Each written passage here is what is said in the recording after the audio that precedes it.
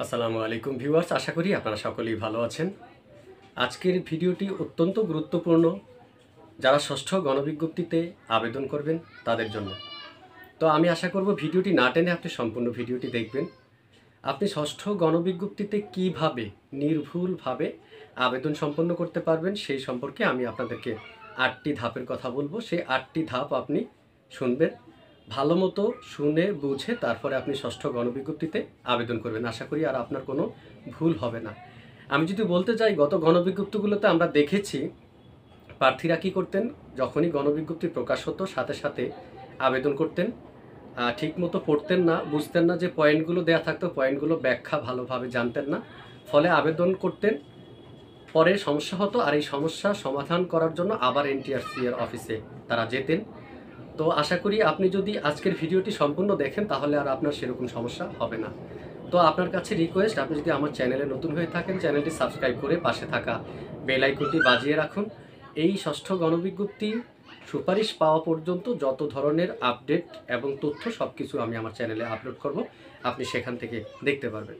তো আমি ভিডিওটি বড় করব না, আমি চলে যাই যে ৮টি ধাপের কথা বলছি সেটি নিয়ে আমি আপনাদের জন্য নোট করে রেখেছি। যদিও আমি প্রথমে যেটা বলবো যে প্রথম ধাপটি সেটি হচ্ছে যে অনলাইনে যে লিঙ্ক থাকবে, যেই লিঙ্কে আপনি প্রবেশ করবেন, অর্থাৎ আবেদনের যে লিঙ্কটি দেওয়া থাকবে সেখানে আপনি প্রবেশ করার পরে সেখানে রোল নাম্বার এবং রেজিস্ট্রেশন নাম্বার ব্যবহার করে ইনপুট দেবেন। ইনপুট দেওয়ার সাথেই তথ্যগুলো চলে আসবে, আর খুব সুন্দর করে আপনি সকল তথ্যগুলো আপনি একবার পড়বেন, বুঝবেন। এটা হচ্ছে আপনার প্রথম ধাপ। দ্বিতীয় ধাপে হচ্ছে যে আপনি মোবাইল নং, বর্তমান স্থায়ী ঠিকানা, বর্তমান ঠিকানা, ইমেল আইডি এসব আপনি ব্যবহার করবেন। দ্বিতীয় ধাপ যেটি আপনাকে করতে হবে, দ্বিতীয় ধাপে মোবাইল নং, বর্তমান ঠিকানা, স্থায়ী ঠিকানা, ইমেল আইডি এই সকল তথ্য দিতে হবে।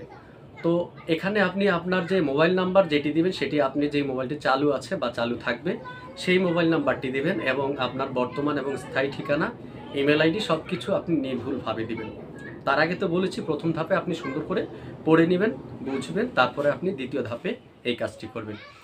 এবার আসি ৩ নাম্বার ধাপ। ৩ নাম্বার ধাপে আপনাকে যেটা করতে হবে, যেটা আমরা দেখেছি গত গণবিজ্ঞপ্তিগুলোতে কিন্তু আগে করতে হয়নি, কিন্তু এখন করতে হবে, সেটা হচ্ছে পুলিশ ভেরিফিকেশন ফর্ম পূরণ করতে হবে। আর এইটা খুব সতর্কতার সাথে আপনাকে পূরণ করতে হবে, এখানে যেন কোনো তথ্য ভুল না হয়। আশা করি বুঝতে পেরেছেন। ৪ নাম্বার যেই ধাপটি আপনাকে, যেই ধাপে আপনি কাজ করবেন সেটি হচ্ছে প্রতিষ্ঠান পছন্দ করবেন। অর্থাৎ আগেই আপনি চিন্তা ভাবনা করেছেন যে এই ষষ্ঠ গণবিজ্ঞপ্তিতে আবেদন করলে কোন কোন প্রতিষ্ঠানগুলোতে আপনি আবেদন করবেন, কিংবা কোন জেলায় বা উপজেলায় কিংবা শহরে, সেটা কিন্তু আগেই আপনি সিদ্ধান্ত মনে মনে সিদ্ধান্ত করে আছেন, এবং সেটাই কিন্তু আপনাকে করতে হবে চতুর্থ ধাপে। ৫ নাম্বার যেটি হচ্ছে, এটিই কিন্তু অনেক গুরুত্বপূর্ণ। ৫ নাম্বার ধাপে যেটা হচ্ছে আপনি সিরিয়াল অনুযায়ী সাজাবেন। এখানে একটু কথা, সিরিয়াল অনুযায়ী কৌশল করে কিন্তু আপনি সাজাবেন। আর এর জন্যই কিন্তু আপনার প্রতিষ্ঠান ভালো খারাপ কোনটাতে সিলেক্ট হবেন সেটা কিন্তু আপনি এই সাজানোর উপরেই ভিত্তি করেই। অনেকেই কমেন্ট করেছেন এর আগের ভিডিওগুলো দেখে যে আপনার নাম্বার একটু কম, কেউ কমেন্ট করেছেন বেশি নাম্বার 70+ নাম্বার, এই নাম্বার দিয়ে শহরে পাবেন কিনা, যার কম নাম্বার সে বলছেন তার এই নাম্বার দিয়ে তার উপজেলায় কিংবা জেলায় হবে কিনা, সেই সম্পর্কে একটি ভিডিও আমি এই ভিডিওর পরেই আমি আপলোড করব। কিভাবে কোন কৌশলে আপনি আবেদন করবেন, ভালো মার্কস থাকলেও আপনি অনেক ভালো কোন কোন প্রতিষ্ঠানে আপনি চয়েস লিস্টে আপনি প্রথমে রাখবেন, কিংবা কারো নাম্বার যদি কম থাকে, মেরিট পজিশন অনেক দূরে, তারপরও সে কিভাবে তার উপজেলায় কিংবা এই 40টি প্রতিষ্ঠানের মধ্যে তার চাকরির দরকার, কিভাবে চাকরি হবে, সেই সম্পর্কিত ভিডিও আমি এই ভিডিওর পরেই আমি আপলোড করব। এই ভিডিওটা বড় হয়ে যাবে বলে আমি সেই কথা এখন এখানে বলছি না।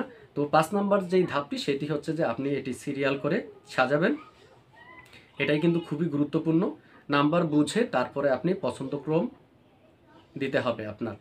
তো ৬ নম্বরে যে ধাপটি আপনাকে পূরণ করতে হবে সেটি হচ্ছে ছবি ও সিগনেচার আপলোড করতে হবে।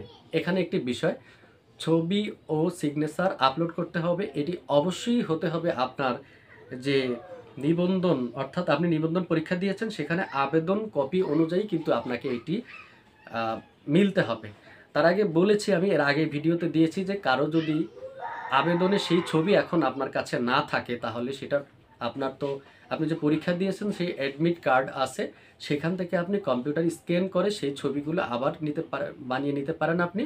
সেই ছবিটা আপনি আপলোড করবেন। আর হচ্ছে সিগনেচার, ওখানে যেই সিগনেচার দিয়েছেন আপনি, সেই সিগনেচারটাই কিন্তু আপনি আবেদন ফর্মে দিবেন। এটাতে কিন্তু আপনি ভুল করবেন না। তো এটা হচ্ছে 6 নাম্বার ধাপে ছিল। এবং 7 নাম্বার যেই ধাপটি, সেটি হচ্ছে এই ধাপগুলো যখন আপনি কমপ্লিট করবেন, তখন কিন্তু আপনার যে আবেদন ফর্ম, এই সবগুলো আবার আপনি দেখতে পারবেন। দেখার পরে সুন্দর করে এটা আপনি আবার কি করবেন, রিভিশন করবেন। রিভিশন করার পরে আপনি দেখবেন আপনার কোনো তথ্য ভুল হইল কি না, সেইগুলো আপনি আবার এডিট করে নির্ভুলভাবে সেটি আবার সেখানে সাজাতে পারবেন। 8 নাম্বারের যেই ধাপটি, সেটি হচ্ছে আপনার যখন আপনি সাজিয়ে সাবমিট করবেন, আপনার কাজ শেষ। এখন একটা কাজ, সেটা হচ্ছে এই 8 নাম্বার ধাপে আপনি আপনার এই আবেদন ফর্মটি ডাউনলোড করে সংরক্ষণ করে রাখবেন, কারণ এটি আপনার প্রয়োজন হবে। তো এইভাবে আপনি ধাপে ধাপে যখন কাজগুলো করবেন, শুরু থেকে শেষ পর্যন্ত একটু বুঝে শুনে, তারপরেই কিন্তু আপনার আবেদনটি সম্পন্ন হবে। এখানে কোনো ভুল হবে না, ভুল হওয়ার সম্ভাবনা নেই। তবে একটি বিষয়ে যেটা বলি, যে আবেদনটি কিন্তু আপনি নিজেই ঘরে বসে করলে সবচেয়ে ভালো হয়। এখন যদি বলেন আপনার কাছে কম্পিউটার, পিসি কিংবা মানে ল্যাপটপ এই জাতীয় কিছু নেই, এখন কিভাবে আপনি আবেদন করবেন? আমি বলবো, আপনার যদি কোনো ফ্রেন্ডেরও থাকে, সেটা নিয়েও আপনি আবেদন করবেন। অথবা সেটাও যদি আপনি না পারেন, আপনার হাতে থাকা স্মার্টফোন থেকেও কিন্তু আপনি ঘরে বসে আবেদন করতে পারবেন, যেটা একেবারেই নির্ভুলভাবে হবে। আর দোকানের কথা একান্ত যদি সেটা নাই হয়, আপনি কম্পিউটারের দোকানে গিয়ে করবেন, তবে সেখানে একটু সময় নেবেন। অনেক সময় আপনার যে তথ্যগুলো বলেন, যারা কম্পিউটার যে চালায়, কম্পিউটার অপারেটর, এরা দেখা গেছে খুব দ্রুত আপনার যে ইনফরমেশনগুলো দেয়, এগুলো দেওয়ার পরে আপনাকে বলে যে দেখেন, একবার চেক দেন। স্ক্রল করে এভাবে যখন চেক দিতে গেলে আপনি নিজেই একবার উপর থেকে নিচ পর্যন্ত পড়েন, ভুলটা আছে সেটা কিন্তু আপনি স্কিপ করে চলে যান, আপনি জানেন না। কারণ চিন্তা করেন, এখানে সিরিয়াল আছে, কারণ দোকানে আরও লোকজন আছে, অনেকে কথা বলে, তারপরে আরও একজন আছে আবেদন করার জন্য। আবার সে তো চাইবে আপনার আবেদনটা করে দিয়ে আরেকটা আবেদন করতে পারলে সে তখন কিছু টাকা পাবে।